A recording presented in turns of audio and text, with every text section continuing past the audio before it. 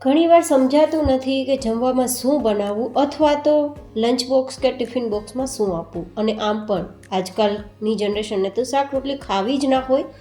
તો જો તમે હેલ્ધી વસ્તુ ખવડાવવા માગો છો, ફટાફટ બની જાય તેવી રીતે ટિફિન કે લંચ બોક્સમાં આપી શકો તેવી ખૂબ જ શાકભાજીથી ભરપૂર, તેલના ઉપયોગ વગર, લસણ ડુંગળીના ઉપયોગ વગર મિનિટોમાં તૈયાર થતી આ ડીશ ખૂબ જ ભાવશે. શાક રોટલીની જરૂર પણ નહીં પડે. તો બનાવીએ ટેસ્ટી, હેલ્ધી, શાકભાજીથી ભરપૂર બાજરાની ખીચડી. તો બાજરાની ખીચડી તૈયાર કરવા માટે આપણે લઈશું 1 કપ જેટલો બાજરો. ગ્રામમાં જોઈએ તો 250 ગ્રામ જેટલો છે. 4 થી 5 વ્યક્તિને થઈ શકે તેટલી વેરાયટી તૈયાર કરવા માટે આટલું માપ પરફેક્ટ રહેશે. હવે આ બાજરો છે તેમાં કચરો હશે તો એકવાર સાદા પાણીથી ધોઈ લેશું અને ધોયા બાદ તેમાં થોડું પાણી ઉમેરી અને 5 મિનિટ માટે તેને પલાળીશું. પલાળવાથી આપણો બાજરો છે તેના પરની ફોતરી કાઢવી હશે તો સરળતાથી નીકળી જશે. તો 5 મિનિટ પછી મળીશું.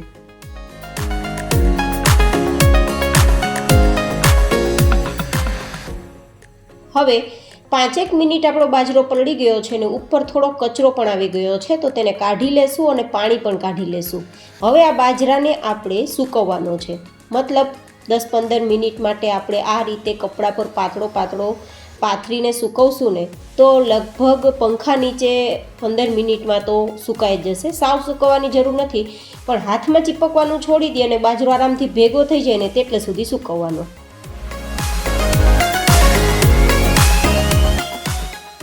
તો લગભગ 15 મિનિટ પછી આપણે જોઈએ ને તો બાજરો હવે હાથમાં નથી ચીપકતો. જો આરામથી છૂટો થઈ જાય છે, મતલબ પાણી શોષાઈ ગયું છે. થોડો હલકો ભીનો હોય તેવું ફીલ થાય છે પણ પાણી હાથમાં નથી આવતું. મતલબ બસ આટલો પરફેક્ટ આપણે સૂકવવાનો છે. આ રીતે ભેગો થઈ જાય ને ત્યાં સુધી. ભેગો થઈ ગયા પછી પણ એકવાર ચેક કરી લેવાનું. હાથમાં લેતા આરામથી, સરળતાથી નીચેની તરફ આપણો બાજરો સરી જવો જોઈએ, હથેળીમાં ચીપકવો ના જોઈએ. બસ તેટલે સુધી આપણે સૂકવવાનો. સુકાઈ ગયા બાદ એક એક્સ્ટ્રા પ્લેટમાં આપણે કાઢી લેશું. તો આપણો બાજરામાંથી કચરો પણ નીકળી ગયો અને બાજરો અધકચરો આપણે પલાળી પણ લીધો, જેથી આપણે તેની આરામથી ફોતરી કાઢી શકશું. હવે આપણે બાજરાની સાથે ઉપયોગમાં લેશું 1/2 કપ જેટલા મગ. તમે અહીંયા મગની ફોતરાવાળી જે દાળ ખીચડીમાં આપણે ઉમેરીએ ને તે દાળ પણ લઈ શકો છો. મગની ફોતરા વગરની દાળ, જેને પીળી દાળ કહેવાય, તે પણ લઈ શકો છો. હવે આપણે આને અધકચરું પીસવાનું છે. અધકચરી આપણા મગને વાટીને દાળ તૈયાર કરવાની છે. તો મિક્સરમાં જો આ રીતે તમારી પાસે પલ્સ બટન હોય ને તો 1 થી 2 વાર આ રીતે દબાવવું, અથવા તો આવા બટન ના હોય તો મિક્સરને ચાલુ કરવાનું, બંધ કરવાનું, ચાલુ કરવાનું, બંધ કરવાનું, આવું 2 થી 3 વાર કરવાનું, જેથી આપણે જે અધકચરી દાળ જોઈએ છે ને તેવી દાળ તૈયાર થઈ જશે. તો આપણે આટલું સરસ આપણા મગને વાટી લીધા છે, દાળ તૈયાર થઈ ગઈ છે. થોડી અધકચરી આપણે એટલા માટે વાટી છે કે ફટાફટ આ વેરાયટી તૈયાર થાય, જેથી જે લોકો પાસે સમય નથી અને આ વેરાયટી ફટાફટ તૈયાર કરવી છે તો આરામથી તૈયાર કરી શકે. બસ તે હેતુથી તમે સીધી દાળ લઈ શકો છો, આખા મગનો ઉપયોગ પણ કરી શકો છો. હવે આપણે મિક્સરમાંથી આ દાળને કાઢી લઈશું અને તે જ મિક્સર જારમાં આપણે જે પલાળેલો અને સૂકવેલો બાજરો છે ને તેને ઉમેરી દઈશું.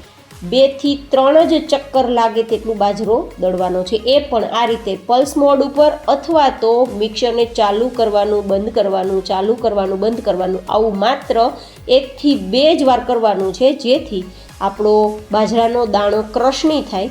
બાજરાનો દાણો તૂટશે નહીં, પણ માત્ર તેની ઉપરની ફોતરી નીકળશે.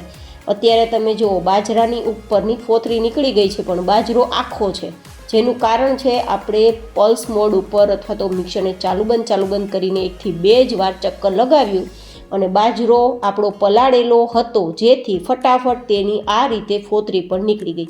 જનરલી પહેલાંના સમયમાં બાજરાની ખીચડી તૈયાર કરતા ને ત્યારે ખાંડણીયામાં ખાંડીને, જેવી રીતે આપણે ખીચડો કેમ ખાંડીને તૈયાર કરે તે રીતે તૈયાર કરતા, પણ આજકાલ તો કોઈના ઘરમાં ખાંડણીઓ મળવો જ મુશ્કેલ છે. તો આ રીતે તમે ફટાફટ મિક્સરમાં ખાંડી શકો છો, એક ટાઈપનું કહીએ તો, અને પછી તેની ફોતરી કાઢી શકો છો. હવે ફોતરી કેમ કાઢવાની? તમે જો આ રીતે પ્લેટમાં બાજરો લઈ અને પછી તેને જેમ આપણે સુપડાની મદદથી કેમ બધું ઝાટકતા હોઈએ કચરો બહાર કાઢવા માટે, આ સેમ પ્રોસિજર તમારે આ રીતે પ્લેટમાં કરવાની, જેથી આપણી ફોતરી છે ને તે એકદમ ફોરી હશે, પવનના ફૂંકથી પણ તે ઉડી જાય એટલી ફોરી હશે. તો આ રીતે કરશો ને તો ફોતરી બહાર નીકળી જશે અને બાજરો અલગ થઈ જશે.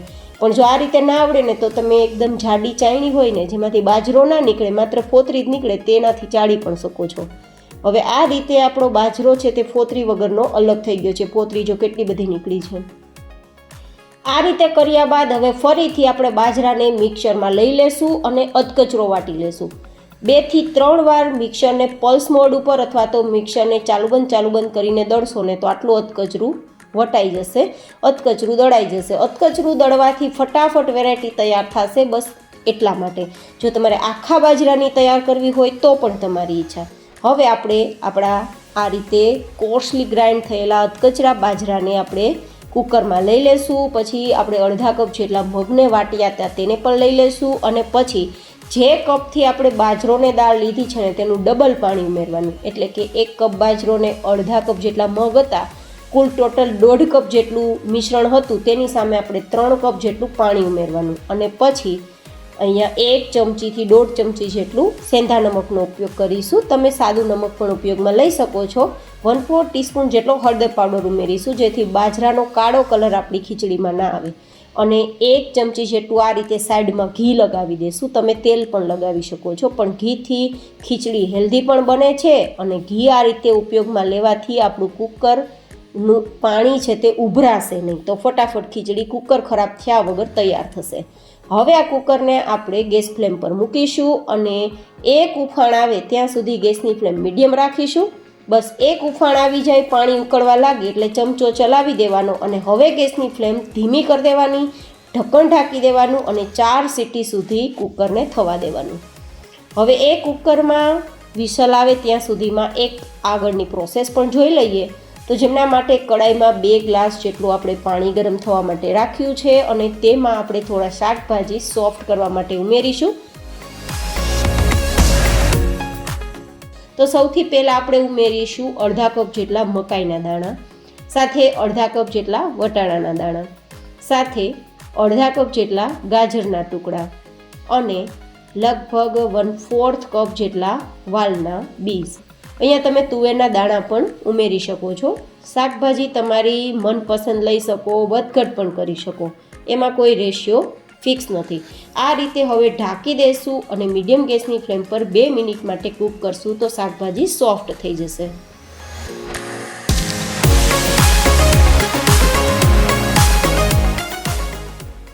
બે મિનિટ પછી એકવાર જોઈ લેવાનું. જો કે આ બધા જ શાકભાજી ફ્રેશ છે તો સોફ્ટ થતાં વાર નહીં લાગે, પણ આ રીતે સોફ્ટ કરીને આપણી ખીચડીમાં ઉમેરવાથી વેરાયટી એકદમ સરસ બનશે. તમને લાગશે ખીચડી બાફતી વખતે શાકભાજી ઉમેરી ના દેવાય, એ કરત ને તો જે શાકભાજીનો ક્રન્ચી ટેસ્ટ આવવો જોઈએ ને ખીચડીમાં તે ના આવત, કારણ કે બધું એકસાથે બફાશે અને આ શાકભાજી એટલા ફ્રેશ છે ને કે જે વધારે બફાઈ જવાથી મેશ થઈ જશે. તો આપણે આપણા શાકભાજીનો લુક પણ આપવો છે, ક્રન્ચી ટેસ્ટ પણ આપવો છે અને સોફ્ટનેસ પણ આપવી છે. બસ તે હેતુથી આપણે આ રીતે અલગથી બાફ્યું છે. દાણાને ચેક કરી લેવાના. દાણા આરામથી સોફ્ટ થઈ ગયા હોય, મેશ થઈ જતા હોય તો બહાર કાઢી લેવા.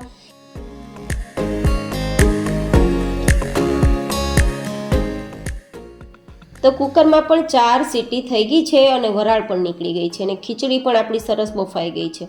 આપણે આમાં બાજરાનો દાણો અને મગનો દાણો જે અધકચરો વાટ્યો છે ને તો ફટાફટ ખીચડી તૈયાર થઈ ગઈ છે, પણ ઓછા પાણીમાં. છતાં એકવાર દાણાને ચેક કરી લેવાનો, કાચો નથી ને અને બિલકુલ તળિયે ચોટી પણ નથી અને બિલકુલ કડક પણ નથી. એકદમ આટલી ખીચડી આપણી ઢીલી છે. હજુ પણ એ ઠંડી થશે ત્યારે થોડી કડક થઈ જશે, બસ એટલા માટે મેં આટલી લૂઝ રાખી છે. હવે આપણે તડકો તૈયાર કરીશું જેથી વધારે સ્વાદિષ્ટ વેરાયટી તૈયાર થાય અને કોઈ પણ વ્યક્તિ ખાવાની ના પણ ના પાડે અને ટિફિન કે લંચ બોક્સમાં આપો ને તો પણ ભાવે. તો તેના માટે અહીંયા તેલનો ઉપયોગ નહીં કરીએ, પણ 1 ચમચી ઘીને ગરમ કરીશું. શિયાળામાં ઘી જરૂરથી ખાવું જોઈએ, એ પણ દેશી ઘી, તો તમને શરીરમાં ખૂબ જ ફાયદા થશે. તેલના ફાયદા નથી પણ ઘીના ફાયદા જરૂર થાય છે, એ પણ પ્રમાણસર ખાધું હોય તો. હવે ઘી ગરમ કરી તેમાં આપણે ખડા મસાલા જેમ કે સૂકા લાલ મરચાં, લીમડાના પત્તા, રાઈ, જીરું, હિંગ આવું તમે ઉમેરી શકો. અને પછી તેમાં 1 થી 2 ચમચી જેટલી આદુ અને મરચાંની પેસ્ટ ઉમેરી દઈશું. અહીંયા મેં લસણનો ઉપયોગ નથી કર્યો. તમારે કરવો હોય તો લસણને પણ અધકચરું વાટીને અથવા લસણની કળીને નાની નાની સમારીને ઉપયોગમાં લઈ શકો છો. જેને સાતળી લેવાનું ને પછી તેમાં શાકભાજીનો ઉપયોગ કરવાનો અને પછી અડધા કપ જેટલા ટમેટાના ટુકડા ઉમેરીશું અને મિક્સ કરીશું. હવે ટમેટા છે ને તેને એકદમ નરમ કરવાના છે. જો કે શાકભાજી આપણા બાફેલા છે તો નરમ જ છે, પણ ટમેટાને નરમ કરવાના. તો એકવાર મિક્સ કરી અને ઢાંકી દઈશું તો 2 મિનિટમાં મીડિયમ ગેસની ફ્લેમ પર આપણે સોફ્ટ કરશું તો થઈ જશે.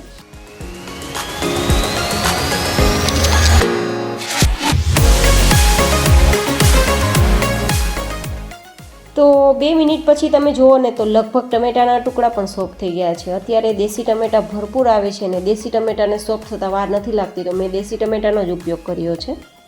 હવે આ રીતે એકવાર ચલાવી દેશું અને પછી મસાલા ઉમેરીશું.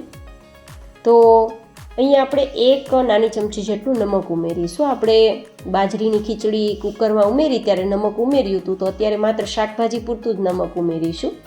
એ પણ સેંધા નમકનો ઉપયોગ કરીશું. 1/4 ટીસ્પૂન જેટલો હળદર પાવડર ઉમેરીશું. 1/2 ચમચી જેટલું લાલ મરચું પાવડર. જો કે તીખાસનું કામ લીલું મરચું આપણે ઉમેર્યું ને તે કરશે, તો કલર માટે લાલ મરચું જેટલું ઉમેરવું એટલું ઉમેરી શકું. હું તો કાશ્મીરી 1 થી 1.5 ચમચી ઉમેર્યું. હવે 1 ચમચી ધાણા જીરું પાવડર ઉમેરીને મિક્સ કરશું. આમાં આપણે લીંબુનો ઉપયોગ પણ નથી કરવાનો, કારણ કે ટમેટા પૂરતા પ્રમાણમાં ખટાશ આપશે, પણ દેશી ટમેટા છે એટલા માટે. અને એટલું પણ ખાટું નથી કે મીઠાશ ઉમેરવી પડે, જેથી મેં મીઠાશ પણ નથી ઉમેરેલી. ને બધું મિક્સ કરી અને હવે આપણે જે બાફેલી ખીચડી છે ને બાજરાની મગની તે ઉમેરી દઈશું ને એકવાર મિક્સ કરી દઈશું. મિક્સ કરતાં જ એકદમ ડિલિશિયસ લુક આવી ગયો છે. અને ઉપરથી ઈચ્છા હોય તો હું અહીંયા કાજુના ટુકડા અને કિસમિસ ઉમેરું તે ઉમેરવાની, ન ઉમેરવું હોય તો ઓપ્શનલ છે, કંઈ જરૂર નથી. ધાણા ઉમેરીને મિક્સ કરીશું અને મિક્સ કર્યા બાદ માત્ર 1 જ મિનિટ માટે ઢાંકીને ધીમા ગેસની ફ્લેમ પર થવા દેશું તો બધું જ મિક્સ થઈ જશે અને ટેસ્ટ ખૂબ જ સરસ આવશે.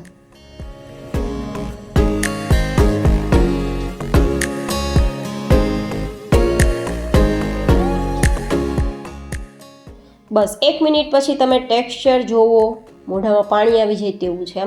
હવે તૈયાર થયેલ આપણી આ ખીચડીને તમે દહીં સાથે ખાઈ શકો છો. સાથે જો ટમેટાનું સલાડ હોય તો ખૂબ મજા આવે. અને શિયાળો છે તો દરેક ગુજરાતીઓના ઘરમાં પાપડ તો હોય જ, તો પાપડ પણ સાથે લઈ શકો. જો તમને વધારે ખટાશવાળો ટેસ્ટ જતો હોય તો લીંબુ પણ યુઝ કરી શકો છો. તો ફરી મળીશું એક નવી જ એન્ડ હેલ્ધી રેસીપી સાથે. ત્યાં સુધી stay healthy and stay happy.